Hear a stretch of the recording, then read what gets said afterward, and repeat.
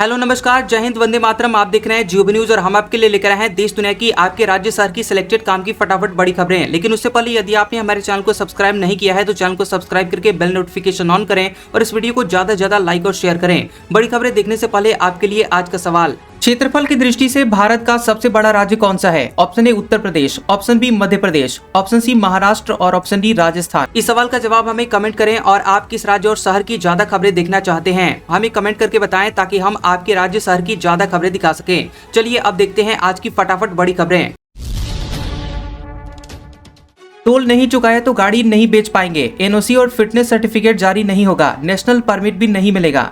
सरकार ने national highway पर टोल नियम सख्त कर दिए हैं और अब टोल न चुकाने वाले वाहनों को एनओसी, फिटनेस सर्टिफिकेट और नेशनल परमिट जैसी सेवाएं नहीं मिलेंगी। ये बदलाव सेंट्रल मोटर व्हीकल्स रूल 2026 के तहत किए गए हैं। इसका मकसद इलेक्ट्रॉनिक टोल कलेक्शन मजबूत करना और टोल चोरी रोकना है। कई बार नेशनल हाईवे के टोल प्लाजा पर गाड़ी का फास्टैग स्कैन होने पर टेक्निकल खामी की वजह से टोल नहीं कट पाता है और फास्टैग में बैलेंस कम होने पर भी गाड़ियां टोल क्रॉस कर जाती हैं। अब ऐसे वाहनों की बकाया राशि गाड़ी के रिकॉर्ड से जुड़ जाएगी। भारत में एप्पल पे सर्विस जल्द ही लॉन्च होगी। मास्टर कार्ड और वीजा के साथ बातचीत शुरू। आईफोन यूजर्स बिना कार्ड स्वाइप किए पेमेंट कर सकते हैं। एप्पल भारत में अपनी डिजिटल पेमेंट सर्विस एप्पल पे लॉन्च करने की तैयारी कर रही है और इसके लिए कंपनी ने मास्टर कार्ड और वीजा जैसे कई बड़े नेटवर्क के साथ बातचीत करनी शुरू कर दी है। मनी कंट्रोल की रिपोर्ट के मुताबिक एप्पल भारत में अपनी जरूरी रेगुलेटरी अप्रूवल लेने की प्रोसेस में है। कंपनी का प्लान इसे साल 2026 तक फेज तरीके से रोल आउट करने का है। खबरों के मुताबिक एप्पल पे के पहले फेज में कंपनी यूपीआई के लिए third party application provider TPAP licence के लिए आवेदन नहीं करेगी। शुरुआत में एप्पल का पूरा focus card based contactless payments पर रहेगा, यानी कि आईफोन यूजर्स अपने क्रेडिट या डेबिट कार्ड को एप्पल वॉलेट में स्टोर कर सकेंगे और मर्चेंट आउटलेट्स पर सिर्फ फोन टैप करके पेमेंट कर पाएंगे। यूपी में टीईटी, टीजीटी, पीजीटी एग्जाम की नई तारीखों का हुआ ऐलान। यूपी ईएसएससी ने कैलेंडर जारी किया। अप्रैल से जुलाई के बीच परीक्षाएं होंगी।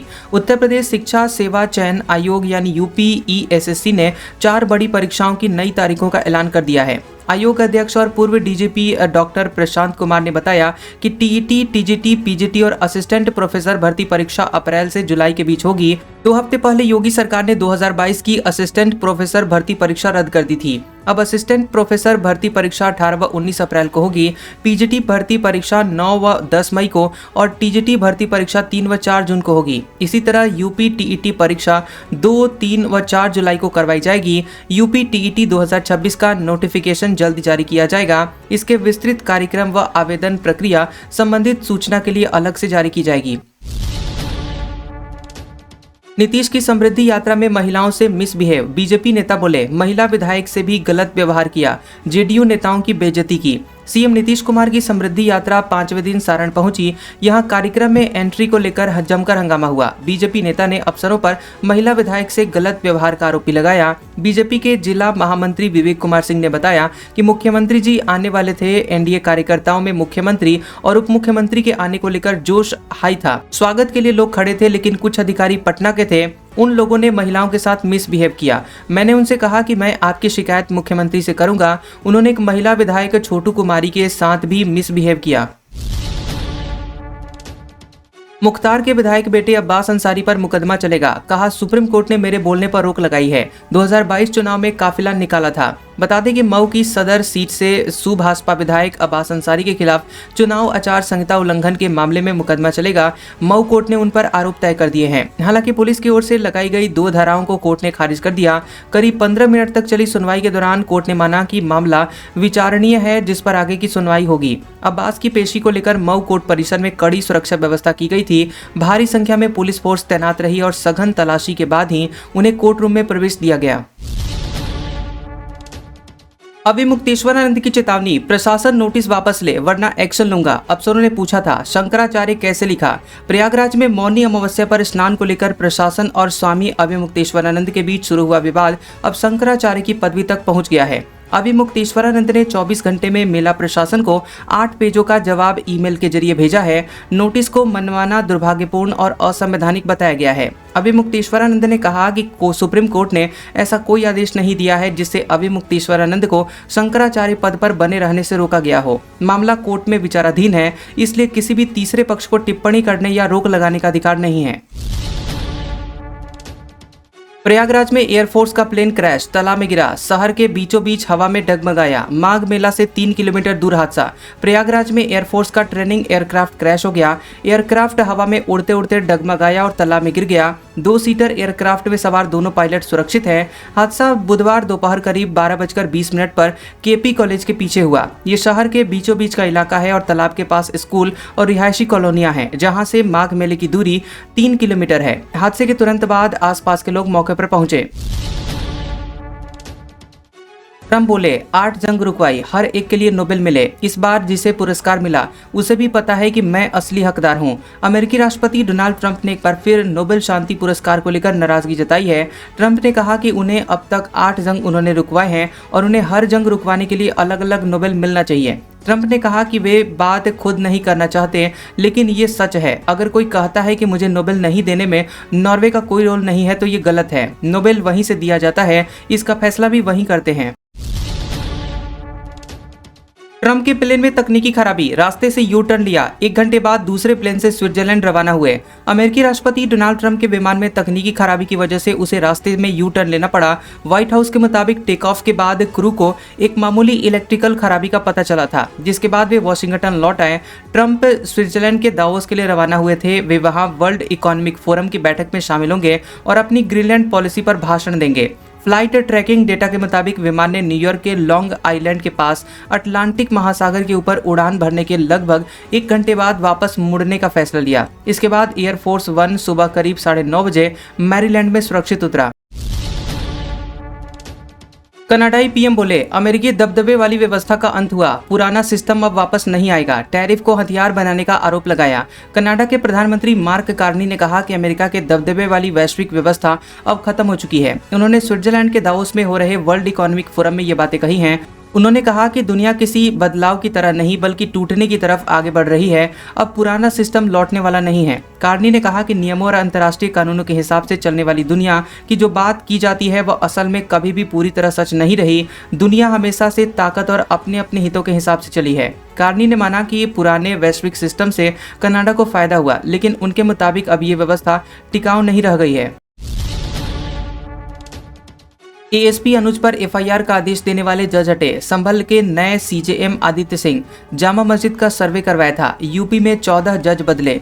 इलाहाबाद हाईकोर्ट ने बड़ा फेरबदल किया है। 14 जजों के तबादले कर दिए हैं और लिस्ट में 3 जिला जज स्तर के अधिकारी भी शामिल हैं। हाईकोर्ट के registrar judicial services Rajneesh Kumar की ओर से लिस्ट जारी की गई है। लिस्ट में चौंकाने वाला नाम संभल के मुख्य न्यायिक मजिस्ट्रेट सीजेएम विभांशु सुधीर का है। विभांशु ने 9 जनवरी को एएसपी अनुज चौधरी समेत 20 पुलिस कर्मियों पर एफआईआर दर्ज करने के आदेश दिए थे। आरोप है कि संभल हिंसा के दौरान एएसपी अनुज चौधरी समेत अन्य पुलिस कर्मियों ने एक युवक को गोली मार दी थी। 165 साल तक बिना शंकराचार्य के रही बद्रिकाश्रम पीठ। चयन के लिए जगत गुरु की किताब से बने सख्त नियम। पदवी को लेकर आज भी विवाद जारी है। प्रयागराज माघ मेला प्रशासन के नोटिस के बाद उत्तराखंड के में स्थित ज्योतिष पीठ बद्रिकाश्रम के शंकराचार्य पद का विवाद फिर से चर्चा में आ गया है। प्रशासन ने शंकराचार्य स्वामी अभिमुक्तेश्वरानंद से सवाल किया है कि वे सार्वजनिक तौर पर अपने नाम के आगे शंकराचार्य क्यों लिख रहे हैं। असल में ज्योतिष पीठ का विवाद कोई नया बात नहीं है। जगत गुरु आदि शंकराचार्य ने चारों पीठों के लिए पहले से नियम तय कर दिए थे और इसके लिए उन्होंने मठान्माय महानुशासनम नाम की एक ग्रंथ भी लिखी थी और लेकिन इसके बावजूद ये पीठ लंबे समय तक विवाद और दावों में उलझी रही। राम मंदिर ट्रस्ट के अध्यक्ष नृत्य गोपाल दास की तबीयत बिगड़ी। 36 घंटे से कुछ भी नहीं खाया। लखनऊ मेदांता रेफर किए गए। अयोध्या में श्री राम जन्मभूमि ट्रस्ट के अध्यक्ष महंत नृत्य गोपाल दास की तबीयत बिगड़ गई है। 87 साल के नृत्य गोपाल दास को सोमवार रात उल्टी दस्त हो रहे थे और सुबह बुधवार को श्रीराम अस्पताल के रिटायर्ड डॉक्टर एसके पाठक ने उनका चेकअप किया। तुरंत इसके बाद उन्हें लखनऊ मेदांता ले जाने को कहा। जानकारी के मुताबिक महंत ने पिछले 36 घंटे से कुछ भी नहीं खाया है। राहुल गांधी हरियाणा उत्तराखंड के जिलाध्यक्षों को ट्रेनिंग दे रहे। कुरुक्षेत्र में इनके परिवारों से भी मिले। सीनियर लीडर्स को एंट्री नहीं, अलग कमरे में बैठे। कांग्रेस नेता और लोकसभा में नेता प्रतिपक्ष राहुल गांधी हरियाणा दौरे पर हैं और सुबह 10:20 पर अंबाला एयरफोर्स स्टेशन पर उनका प्लेन लैंड हुआ, जहां कांग्रेस प्रभारी बीके हरिप्रसाद, प्रदेश अध्यक्ष राव नरेंद्र सिंह और पूर्व मुख्यमंत्री और नेता प्रतिपक्ष भूपेंद्र सिंह हुड्डा ने उनका स्वागत किया। इसके बाद राहुल गांधी सड़क मार्ग से कुरुक्षेत्र पहुंचे, जहां वे पंजाबी धर्मशाला में चल रहे संगठन सृजन अभियान में ट्रेनिंग कैंप में हिस्सा ले रहे हैं। उन्होंने यहां सबसे पहले हरियाणा और उत्तराखंड के कांग्रेस जिलाध्यक्षों के परिवारों से मुलाकात की। अब राहुल जिलाध्यक्षों को बंद हॉल में ट्रेनिंग दिए। मद्रास हाईकोर्ट बोला, सनातन पर उदयनिधि का बयान हेट स्पीच, उनकी बातें नरसंहार जैसी। 2023 में स्टालिन ने कहा था, सनातन मलेरिया जैसा, इसे मिटा दो। मद्रास हाईकोर्ट ने कहा कि तमिलनाडु के डिप्टी सीएम उदयनिधि स्टालिन की सनातन के खिलाफ की गई बातें हेट स्पीच के दायरे में आती हैं। कोर्ट ने यह टिप्पणी स्टालिन के 3 साल पुराने बयान को लेकर की है।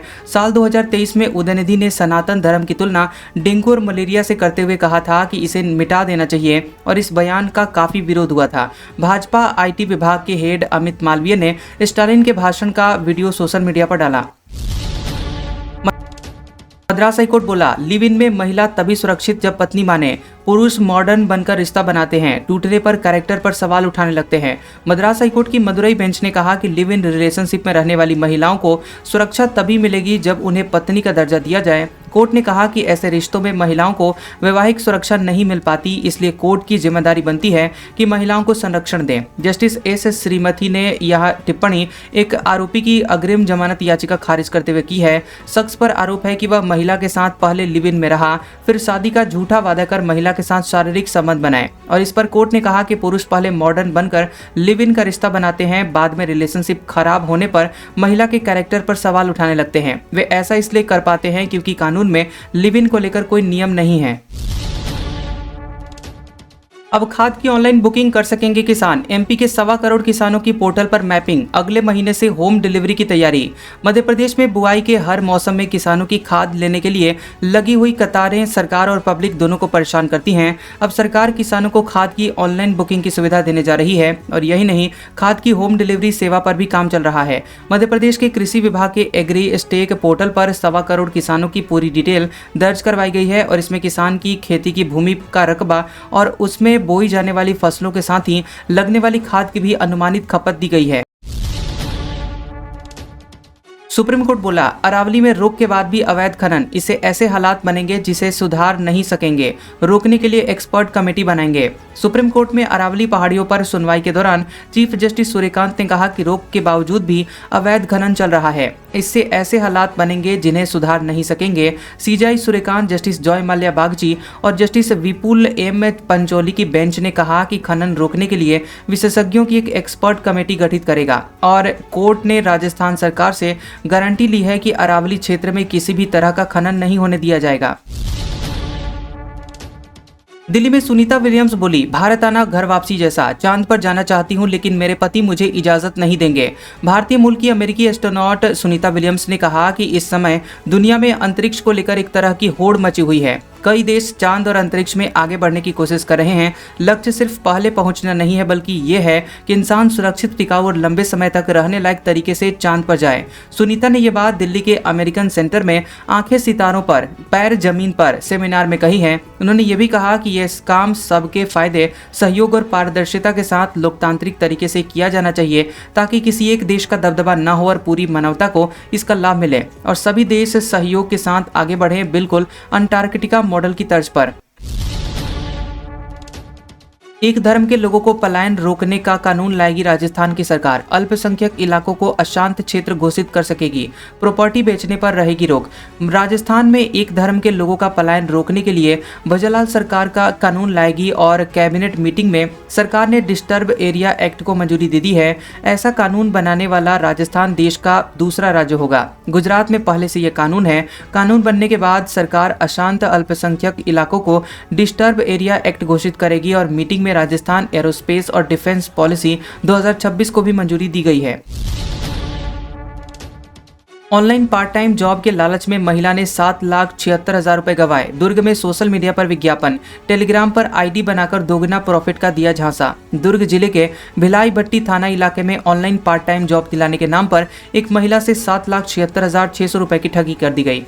सोशल मीडिया पर पहले जॉब का विज्ञापन दिया, फिर यूपीआई के जरिए किस्तों में पैसा ट्रांसफर करवा लिया। पीड़िता की शिकायत पर पुलिस ने अज्ञात आरोपियों के खिलाफ केस दर्ज करके जांच शुरू कर दी है। दरअसल पुलिस के मुताबिक सेक्टर 1 भिलाई निवासी 36 वर्षीय तरन्नुम राशिद पति मोहम्मद शाहिद ने थाने में बताया कि 8 जनवरी 2026 को उनके इंस्टाग्राम अकाउंट पर एक ऑनलाइन पार्ट टाइम जॉब से संबंधित एक विज्ञापन दिखाई दिया। विज्ञापन में अधिक लाभ का लालच दिया गया था। लिंक स्वीकार करने पर एक अज्ञात व्हाट्सएप नंबर से संपर्क हुआ, जहाँ पर उन्हें पार्ट टाइम ऑनलाइन जॉब कराने की बात कही गई। आरोपियों ने पीड़िता को टेलीग्राम अकाउंट बनाकर बातचीत करने को कहा। इसके बाद दिए गए यूपीआई आईडी पर गूगल पे के माध्यम से किस्तों में 9 और 10 जनवरी 2026 को कुल 1,80,600 रुपए जमा करवाए गए और कुछ समय बाद आरोपियों ने ये कहकर भरोसा दिलाया कि उस राशि को शेयर मार्केट में निवेश कर दिया गया है और वह राशि दोगुनी हो चुकी है। शिकायत के मुताबिक पैसे निकालने के लिए और निवेश करने की बात कही गई। आरोपियों के कहने पर पीड़िता ने 12 जनवरी 2026 को SBI बैंक संपूर्ण नगर शाखा के खाते में 2,46,000 रुपए और 13 जनवरी 2026 को SBI बैंक करलपुरा शाखा के एक अन्य खाते में 3,50,000 रुपए जमा कर दिए। इस तरह से कुल मिलाकर के 7,76,600 रुपए आरोपियों के बताए गए बैंक खातों में जमा हो गए। आज का सुविचार, इस दुनिया में एक ही चीज फ्री में मिलती है और वो है टेंशन। जितना चाहो ले लो। कैसा लगा ये वीडियो हमें कमेंट सेक्शन में जरूर बताएं। वीडियो पसंद आया हो तो वीडियो को लाइक और शेयर करें और ऐसी इंटरेस्टिंग वीडियोस देखने के लिए हमारे चैनल GOB न्यूज को सब्सक्राइब करें और बेल आइकॉन को दबाएं। और हमारे ओल्ड और लेटेस्ट वीडियोस देखने के लिए हमारे प्लेलिस्ट और कम्युनिटी टैब को जरूर चेक करें। तो मिलते हैं अगले वीडियो में, तब तक के लिए आपका शुक्रिया।